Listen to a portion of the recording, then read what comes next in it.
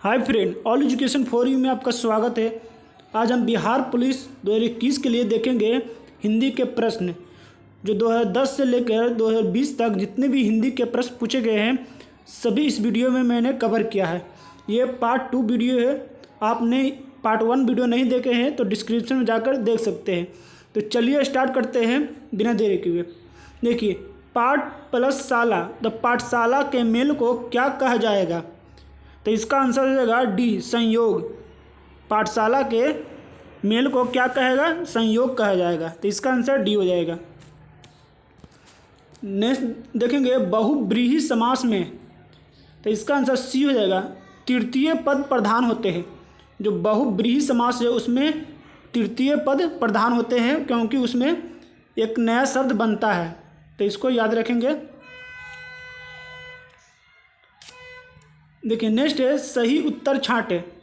शयनागार, कतार, हिमालय, ये सब है संरचना के आधार पर क्रमशः इनका परिचय है। तो इसका तीसरा का आंसर हो जाएगा डी हो जाएगा। देखो, शयनागार है यह यौगिक शब्द है और कतार है यह रूढ़ शब्द है क्योंकि रूढ़ शब्द में ये इसको टुकड़े करेंगे तो इसका कोई माने नहीं निकलेगा। जैसे का को और तार को अलग करते हैं तो का कोई माने नहीं है, तो इसलिए ये रूढ़ संख्या है।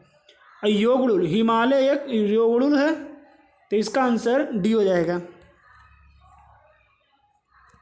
देखिए नेक्स्ट है निम्नलिखित वाक्य में रेखा किन क्रिया विशेषण शब्दों के भेदों का सही विकल्प चुनकर लिखे। तुम जितना खाओगे उतना ही ताकतवर बनोगे। तो चौथा का आंसर हो जाएगा सी, परिणामवाचक क्रिया विशेषण।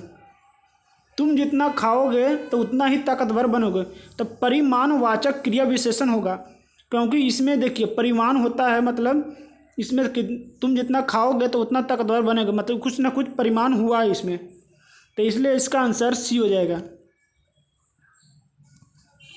नेक्स्ट, शांति से बैठकर अपना कार्य कीजिए में रेखा किन शब्दों का किस क्रिया विशेषण का प्रकार है? जो शांति से है तो इसको बताना है कौन सा क्रिया है, तो इसका आंसर सी हो जाएगा रीतिवाचक।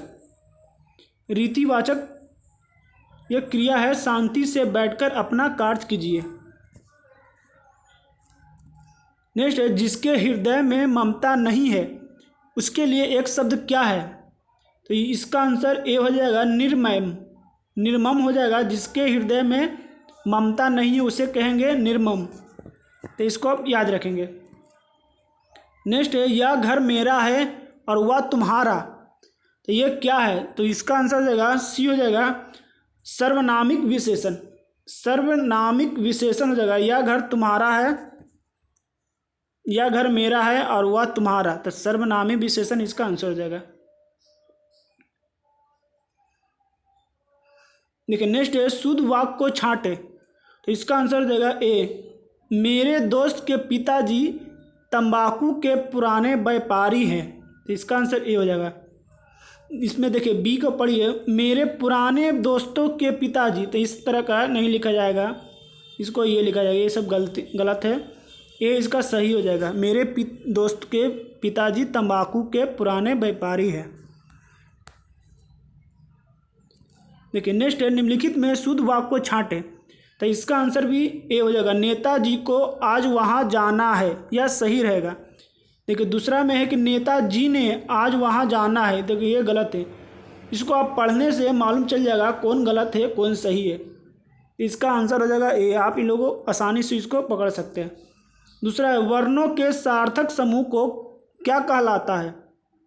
तो यह शब्द कहते हैं। वर्णों के सार्थक समूह को वर्ण कहते हैं। जैसे ना है, अल्लाह है, तो ये जानते हैं क्या है? ये वर्ण है। अल्लाह भी वर्ण है। दोनों को सार्थक समूह, जैसे ना अल्लाह जोड़ देंगे तो नल होगा, तो यह एक शब्द है। मान लीजिए ना और जा जोड़ देते हैं, ये भी वर्ण है, लेकिन ना जा जोड़ेंगे तो नज कुछ होता है, कुछ नहीं होता है। मतलब सार्थक समूह यानी कुछ माने निकले तो उसे हम शब्द कहेंगे। तो वर्णों के सार्थक समूह को क्या कहेंगे? शब्द कहेंगे। नेक्स्ट आ है, तो आ क्या है?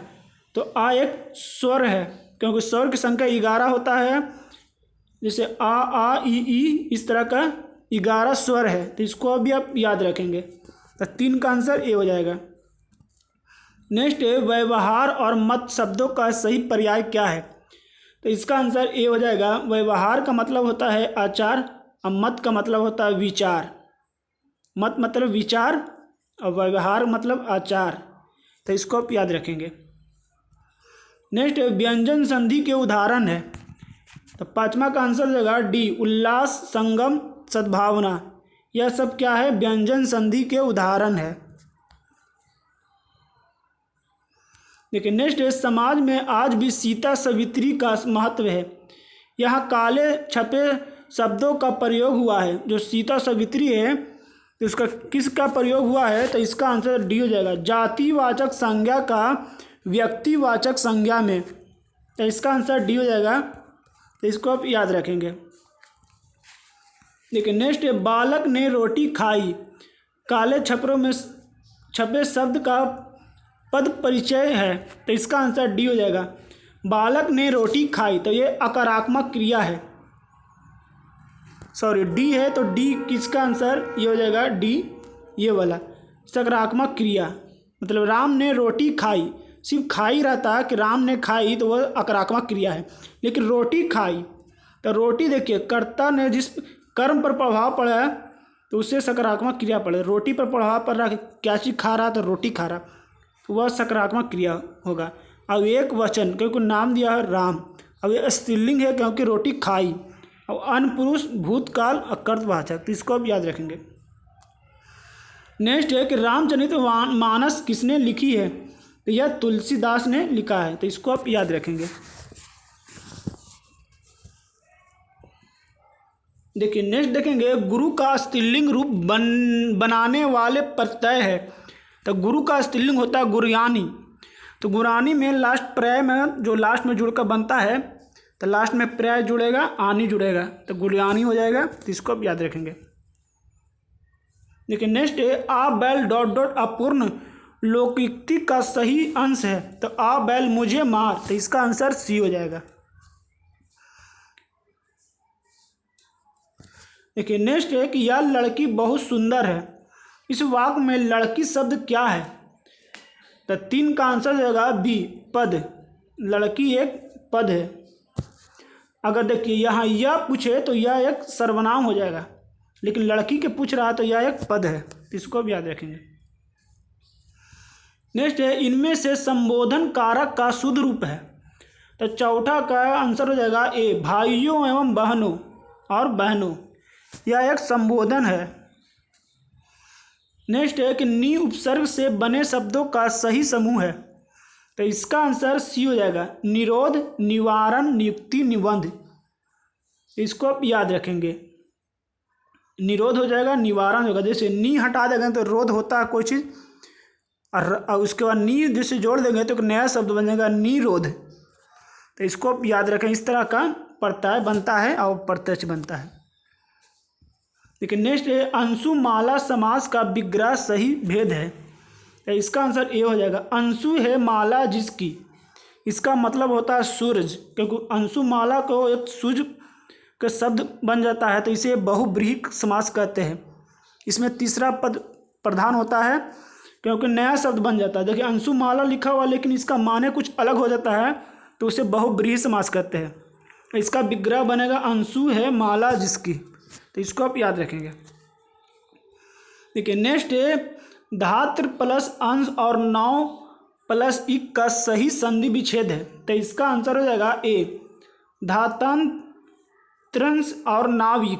नाविक का देखिए नौविक और धात्रंश का हो जाएगा संधि विच्छेद ये वाला। तो इसको आप याद रखेंगे। नेक्स्ट है सरस्वती सम्मान पुरस्कार किस क्षेत्र में विशिष्ट कार्य के लिए दिया जाता है? तो ये साहित्य के क्षेत्र में। तो इसको आप याद रखेंगे। लेकिन नेक्स्ट है निम्नलिखित में से प्रश्नार्थक निपात कौन सा है? तो इसका आंसर हो जाएगा क्या। क्या एक प्रश्नवाचक है? तो इसको याद रखेंगे। लेकिन नेक्स्ट है संकेतवाचक अव्यय का वाक्य है। तो इसका आंसर हो जाएगा ए, यह गिलास आधा भरा है। यह गिलास आधा भरा है क्या है? संकेत एक कर रहा किसी को कि यह गिलास आधा भरा है, तो यह एक संकेतवाचक अवयव हो जाएगा। देखिए नेक्स्ट है, किसी वर्ण में हलंत का प्रयोग किया जाता है, तो इसका आंसर डी हो जाएगा। वर्ण के बिना स्वर से प्रयोग करने के लिए, जो हलंत है वर्ण के बिना स्वर से प्रयोग करने के लिए हलंत का प्रयोग किया जाता है। नेक्स्ट देखेंगे, सर्वनाम और सर्वनामिक विशेषण का वाक्य है, तो चौथा का आंसर होगा ए, यह पुस्तक मेरी है और वह तुम्हारी है। इसमें सर्वनाम है और सर्वनामिक है भी है, तो इसको अब याद रखेंगे। नेक्स्ट है, नीलकंठ शब्द है, तो नीलकंठ जो है यह यौगिक शब्द है, तो इसको आप याद करेंगे।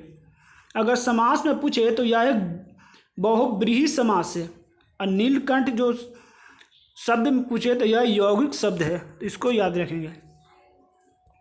नेक्स्ट, निम्नलिखित में भारतेंदु का सही संधि विच्छेद बताएं, तो इसका आंसर 4 जगह भारत प्लस इंदु, भरत इंदु, भरतेंदु जैसी लिखा हुआ है लेकिन बनेगा संधि विच्छेद भरत प्लस इंदु, तो भरत इंदु, तो इसको आप याद रखेंगे। नेक्स्ट है, सर्जन का विपरीतार्थक शब्द बताएं, विलोम शब्द, तो सज्जन का अर्थ दुर्जन हो जाएगा, इसका आंसर डी हो जाएगा। नेक्स्ट है, जातिवाचक संज्ञा से भाववाचक संज्ञा में का निर्माण बताना है, तो 8वां का आंसर हो जाएगा सी, लड़का से लड़कपन। लड़का एक जातिवाचक संज्ञा है, लड़कपन जो है ये भाववाचक संज्ञा है। देखिए नेक्स्ट है, निम्नलिखित में से आरंभबोधक संयुक्त क्रिया कौन सी है, तो 9 का आंसर होगा सी, वह रोने लगा, इसको आप याद रखेंगे। देखिए नेक्स्ट है, तुम्हारा विश्वास मैं नहीं करूँगा तो कौन करेगा। उपयुक्त वाक्यों में सर्वनाम पदों की संख्या है, तो 10 का जगह सी, 3 गो एक इसमें सर्वनाम है। पहला है देखिए इसमें तुम्हारा, देखिए जो संख्या के बदले में प्रयोग किया जाता है उसे सर्वनाम कहते हैं। देखिए पहला तुम्हारा जाएगा, दूसरा में मैं, और तीसरा में जाएगा कौन, इसमें 3 गो सर्वनाम है। देखिए नेक्स्ट है, जिस क्रिया का फल कर्ता पर पड़े उसे क्या कहते हैं, तो कर्ता पर पड़ेगा उसे आकारात्मक कहेंगे, कर्म पर पड़े उसे सकारात्मक कहेंगे, तो इसको आप दोनों को याद रखेंगे। कर्ता पर फल रहा है, जैसे राम आम खाता है, आम खाता है, तो इसमें हो जाएगा सकारात्मक क्रिया, क्योंकि आम खा रहा है, आम इस पर कर्ता पर प्रभाव पड़ रहा है, लेकिन आम नहीं रहे, राम सिर्फ खाता है, तो ये हो जाएगा आक्रामक क्रिया। इस तरह का बनता है सेंटेंस इसको। लेकिन नेक्स्ट है, इस शब्द का अर्थ 3 शब्दों से भिन्न है। पहला का सी हो जाएगा सहानुभूति, क्योंकि आदर, सम्मान और सत्कार तीनों एक ही चीज़ है, लेकिन सहानुभूति एक अलग शब्द है, तो इसमें भिन्न हो जाएगा इसका सी आंसर। देखिए नेक्स्ट है, देह, काया, पेट, शरीर, तो इसका आंसर डी हो जाएगा, ये अलग है। काया, देह, शरीर तीनों एक शब्द है, लेकिन पेट एक अलग शब्द है, उसका अंश है शरीर का, तो इसलिए डी इसका आंसर हो जाएगा। देखिए नेक्स्ट है, जिसे जीता ना जा सके, इसका एक शब्द क्या होएगा, तो ये अजय, जिसे जीता ना जा सके वो अजय है, उसका अजय कहेंगे एक शब्द। देखिए नेक्स्ट है, इसमें सेम मीनिंग खोजना है, तो मीमांसा का मतलब क्या होता है, तो इसका आंसर विवेचना। मीमांसा मतलब विवेचना। देखिए नेक्स्ट है उपकार, तो उपकार का मतलब होता है बुराई, उपकार मतलब क्या होता है, बुराई होता है। नेक्स्ट है व्योम शब्द का अर्थ क्या है, तो व्योम मतलब आकाश होता है, तो इसको आप याद रखेंगे। देखिए नेक्स्ट पूछा गया कि निम्नलिखित में शुद्ध वाक्य का चयन करें, तो इसका आंसर सी हो जाएगा, मेरे कमीज में 4 बटने हैं, तो बटने में देखिए इसमें ने में बूंदा है, बाकी देखिए बटन है, बटने हैं, तो इसमें मेरे कमीज में 4 बटने हैं, इसमें हैं भी होता है, हैं, तो 4 बटने हैं, इसका आंसर सी हो जाएगा। देखिए नेक्स्ट है, अटका, बनिया, दे उधार मुहावरे का सही अर्थ क्या है, तो इसका आंसर सी हो जाएगा, बेचारगी में कष्ट सहना, तो इसको आप याद रखेंगे। देखिए नेक्स्ट है, निम्नलिखित में से कौन सा मृदुल का विपरीत शब्द बताएं, तो मृदुल का हो जाएगा कठोर, क्योंकि मृदुल मतलब नरम होता है, मुलायम होता है, कठोर मतलब कड़ा होता है, इसका विलोम हो जाएगा डी आंसर, कठोर। ऐसा अकाल जिसमें भिक्षा भी ना मिले, एक शब्द इसका क्या होगा, तो इसे कहेंगे दुर्भिक्षा। ऐसा काल जिसमें भिक्षा भी ना मिले उसे दुर्भिक्षा कहेंगे। तो आज के लिए इतना ही था। ये वीडियो जितने भी एग्ज़ाम में पूछे गए थे 2010 से लेकर 2020 तक सभी हिंदी का प्रश्न मैंने कवर कर लिया है। उम्मीद है कि आपको यह वीडियो बहुत पसंद आया होगा। तो इसको लाइक करें, सब्सक्राइब करें। तब तक के लिए धन्यवाद।